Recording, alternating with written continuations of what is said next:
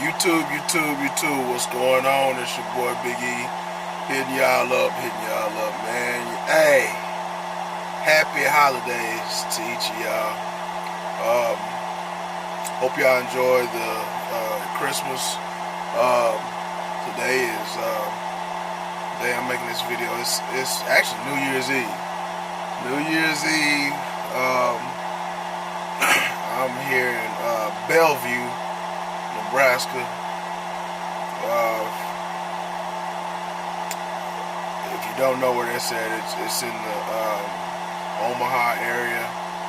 It's like a suburb of Omaha. Let me unplug this, y'all. That's where y'all get the noise from. Sound like I'm beside a reefer sometimes. Sometimes when I make my videos, I forget to unplug that inverter.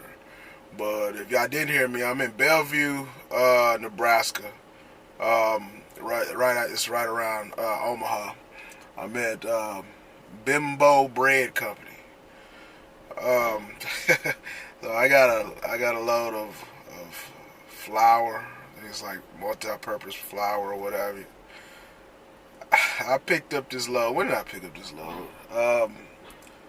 Tuesday, I believe. Tuesday, yeah, late Tuesday evening out of Commerce City, Colorado. This load was supposed to deliver up in Dubuque, Iowa, and it's like 800 something miles from Commerce City, so I can tell you exactly what it is, but it's around it's between 800 and 900 miles from Commerce City. In fact, hold on, I'll tell y'all. Give y'all what it is. If y'all don't get you a notepad. Crete has these little books out. That way you can put it in your pocket. I don't necessarily use it because it does come in handy to write down your load assignment information, and it has little places in it. I just write my loads out. I keep information on my loads. So the mileage on it was 98 miles deadhead, and it was 864 miles loaded. So I delivered that load on. I picked up that load out of Commerce City on late Tuesday evening. I drove maybe almost 300 miles, I guess. Got over into Nebraska. I think where was I at? I got to Kearney, Nebraska. Almost over. It wasn't the Grand Island. Grand Island would have been the next major city coming back east on I-80. It's a little TA, another little truck stop over there. But I spent the night over there, and it put me right at maybe 660 miles to make it to Dubuque, which I did. I made it there on Wednesday night to get unloaded Thursday morning. So I get over there at night. First of all, I called to see if there was parking, overnight parking. They say, yeah, it's overnight parking. You can park over here in front of the receiving door. I'm like, well, cool. In front of the receiving door, right? Yeah. So I get over there, and first of all, I look where I thought I was supposed to pull in at, and there ain't no way I can get in there. So I made a block, come back around, and I make a right and pull where I thought kind of looked like maybe it was employee parking area. Well, bro, it wasn't that. Phone call.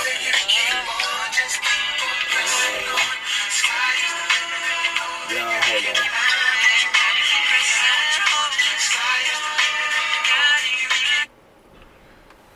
Okay, so this is what I did. In fact, y'all hold on. I'm gonna take this car and I'll be back with y'all. All right, I'm back, YouTube. So yeah, so that was my wife and kids. My son wanted to talk to me. He's 3, so he don't do a whole lot of talking. So when he asks to talk to me, she calls. So he wanted to talk to his dad. So I had to take that call. But okay, so I was telling y'all about this load. So yeah, so I get the Dubuque, Iowa, right? So it's kind of it's off the interstate. It's on it's back off on U.S. highway. I think it's 150 or 180, something like that. But I get it back off there to the Bimbo Bread Company. When I get over there, I'm looking for a place to park. So I go through the parking lot, and like I said, it looked like it was it was employee parking right there, but it wasn't. You know, you follow the path on around, and it takes you to around to the other side of the building, and you have all these trailers. You weave your way through there, and luckily it was a yard jockey or out taking a smoke break. So he come over and he tells me, "Hey man, yeah, I'll tell you where you can park." He said, cause I don't want you to park in on the yard, cause I'm gonna have guys moving these trailers all night. So he he's a cool dude. He tells me, "Hey man, you gonna go through here?" And when I look at it, I mean, you gotta understand, this is like 11 o'clock at night. So, well, it probably wasn't that late. It was 10, maybe 10 something, 11 o'clock. It's somewhere through there, I guess. So it's dark. It's been snowed up there. It's cold, all that. So I look, and he was like, "You gonna go between the trailer and that pickup truck right there?" And you see that there is a lane. There is a lane that's built. I guess they parked their vehicles and backed these trailers up just perfectly enough to have a lane where you can get through. He was like, "You gonna park in front of the dock?" And I'm like, "A dock? Where is the dock?" He's like, "Man, you want to come take a look at it?" So I go take a look at it. So yeah, it's a dock right there. The place is located kind of up under the bridge. So you got a bridge that's goes up like above the plant, and the plant is like right here by the bridge. So I look, and there's the dock. So there's a railroad track right there immediately to your left. So I pull through there, I get adjusted, and I'm sitting there looking. There's cars to my right, and these people need to get out. So I didn't want to block them in. The dock is behind me, but you kind of got to make a corner, and when you make that corner, then you can't see the dock. You know, you see the back of your trailer, but you can't see that dock anymore. But I pulled down there so I wouldn't block nobody in, so wouldn't nobody have to try to wake me up when it was time for them to get off of work, because it was employees parked right there. So I parked there, and I'm parked right beside the train track. Like there's a grain car sitting right outside my window. I could physically, like, if I open my door was to the point where it would almost hit the car. That's how close to the railroad track I was, right? But they said, "Hey, that's where you park, man. You park right there, you be all right. You be all right tonight." So I parked there. No trains came through, which I didn't think it. I think that's probably the tracks that kind of just feed into there. into their plant. So unless they're getting cars in, I don't think there's gonna be any trains coming right through there. But I didn't hear a train that, the time I went to bed, the time I woke up, I never heard a train. So I don't even think a train passed through. If it did, I was out of it. So I get parked over there, right? And I go to sleep, wake up the next morning, and get myself together, what have you. One of the loaders, he comes to the door, knocks on the door, and tells me, "Hey, back into the dock." So he breaks the seal. I take my lock off, and I back into the door. So I sit there maybe an hour, and I was like, man, I don't even think I sat there. I sat there about 30 minutes. Then I laid back down across the bed, waiting for him to unload me. I got a message telling me it's been an hour, right? So live unload, sometimes it's gonna take you a while. So I'm sitting there waiting, and about 2.5 hours after I got back into the dock, and I'm thinking to myself, what's taking him so long? I ain't even felt him on the truck. Guy walks up and he's trying to get over there to get unloaded. He was in a tanker, so I guess their valves or where he offloads right where I was at, so he had to wait on me. But I don't feel him on my truck. He's like, "Man, how long you been here?" I'm like, "I've been here almost." At that point, it was right at around an hour, and I was like, "Man, I don't feel him on my truck." He was like, "They started unloading you?" I'm like, "Nah," and because the light was still green at the point, so at that time they had not even let the plate down. So they finally let the plate down, and I feel them walking on there, but I never felt. I'm getting unloaded now, and when they come on the truck, I can feel them shaking the truck. I think he actually is done with me. Y'all give me a second.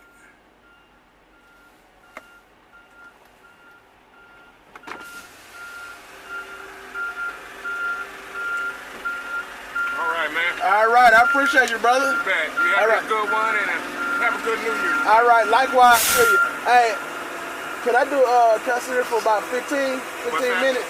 Can I sit here about 15 minutes? Oh, yeah, you do it, man. Okay. I don't think nobody else gonna show up today. I hear you.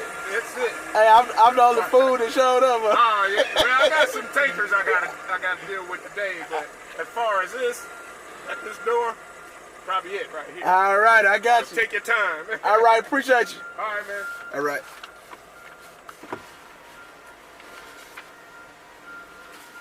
Okay. So they got me done. Okay, so so he just got me done. So let's finish with this story.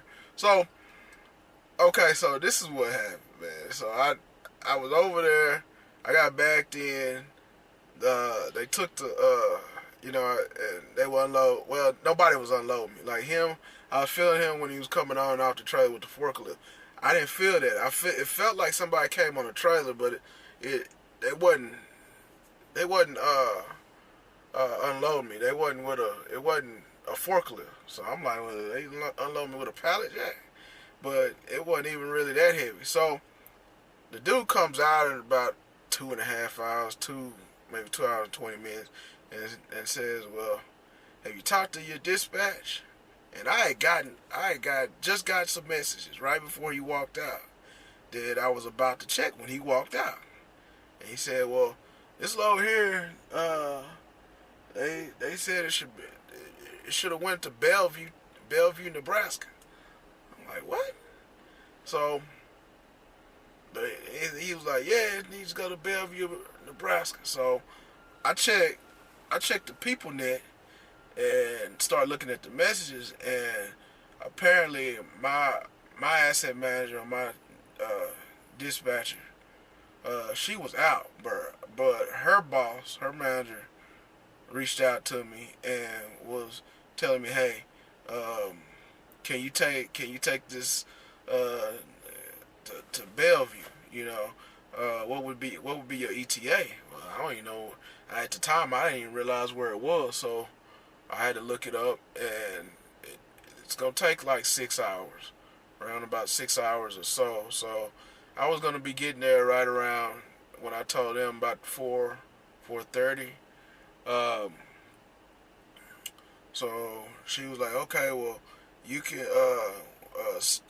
contact OS&D and see if it's okay for you to take this load, because see, on these bills, it still has Commerce City to Dubuque, Iowa, but this is actually supposed to come here to Bellevue, Nebraska. So, long story short is they got a mix up at, I don't know if it was Arden Mills or Bimbo Bread Company, but they mixed it up and had me going to Dubuque.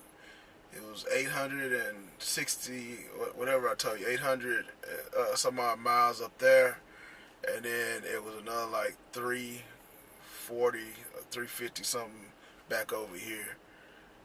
So we're done now with this load. As you see, he just gave me the bill. So the load that I picked up on Tuesday, and this is Friday morning, and I'm finally done with it, because the reason why I could not get this load off yesterday is by the time I got over here, they were gone for the day. They had stopped maybe. He said they had left at like, when I checked in this morning, he said they had left like 4. They leave at 4, and I got like here at like 4:45. So he was done. But Happy New Year to y'all. Enjoy your holidays. I got a load I'm about to head to in Crete, Nebraska, picks up, and I'm headed to Cullman, Alabama, I believe it is. But hey, y'all be safe out here. God bless. Enjoy. Those is gonna be home and have been home. I hope you enjoyed your family. If you're going home for New Year's, I hope you do enjoy your time and family there.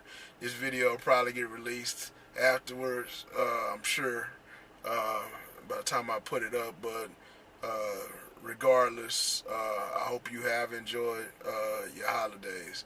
Y'all be safe. The weather's changing out here, and God bless.